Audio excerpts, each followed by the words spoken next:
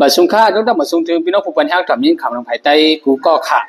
พี่น้องเขาค่ะในคำขึ้นในเตมีปางเขี้ยมนาเสียมแบบเล็กจัน16จุ่มสมอกไว้ทวน2เนี่ยค่ะไว้เสียไว้ในเย้าตัวก่าวคาตีไรหันเย้าว่า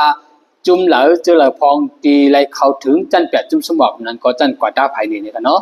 ก็ไว้เหมือนกันค่ะพี่น้องดันหูดันหันสังปีในปางเขี้ยมนาเสียมแบบนี้ก็หัดแถวถึงมาจัน8จุ่มสมอกเย้าค่ะในคำขึ้นในค่ะมันมีหลายๆปอยที่สนใจค่ะเนาะเด็กเข่งกันกว่า4ปังค่ะเป็น8จุ่ม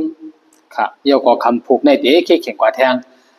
ง4ปังเหมือนกันค่ะโอเคเอาคำมาปุกกลุ่มกันกว่าอันเดปิกันได้คำขึ้นได้ก่อนค่ะจุ่มบาร์เซโลนาเนี่ยกันนะจุ่มเปลี่ยนปีกาค่ะ2จุ่มในมือป้อยแฮกปนมานั่นในเป็นจุ่มบาร์เซโลนาเอาเป้มาอะไร1-0ค่ะพี่น้องเขาเตะต้องกันอะไรอยู่ที่เปาคูบาซี่คนเล่นแถวหลังจุ่มบาร์เซโลนาเนี่ยหมายแรงค่ะเนี่ยหมายแรงเลย10ก็คุยกันว่า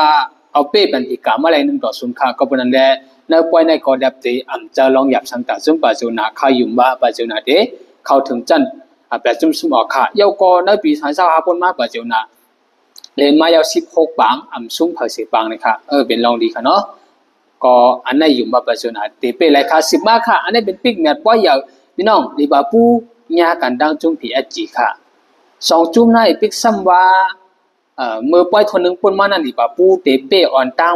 ไว้1-0ในเซดาก่อนแล้วป้อยนั่นแหละหันจุ่ม PSG เขาเล่นดีเลยเซกุมเมียวค่ะมาได้เป็นรองกุมทิ้งหมักหนัง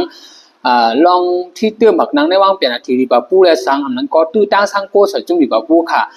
28กัมค่ะพี่น้องโอ้โหจุ่มเหล่าพองเดมีตื้อตั้งมาสังโกสัจุ่มลิเวอร์พูลถึง28กัมค่ะสังสิโก10กัมก็กัมไลโกภายนึงก็เป็นอลิสันตัวโกลิเวอร์พูลมันเหลวค่ะอันนั้นลิเวอร์พูลค่ะตั้งป้อยมีตื้อตั้งสัง2กัมก้อยสังสิโก1กัมค่ะไล่มา1โกให้เปียว1-0กับปุ่นนั้นในป้อยในปิกซัมว่าเดเลนที่แอนพิวลิเวอร์พูลในสิดากอในสังสอดจุ่มเพียจีเขาเล่นไรเหมือนเก่าเมื่อป้อยทนนึงปนมานั่นไหน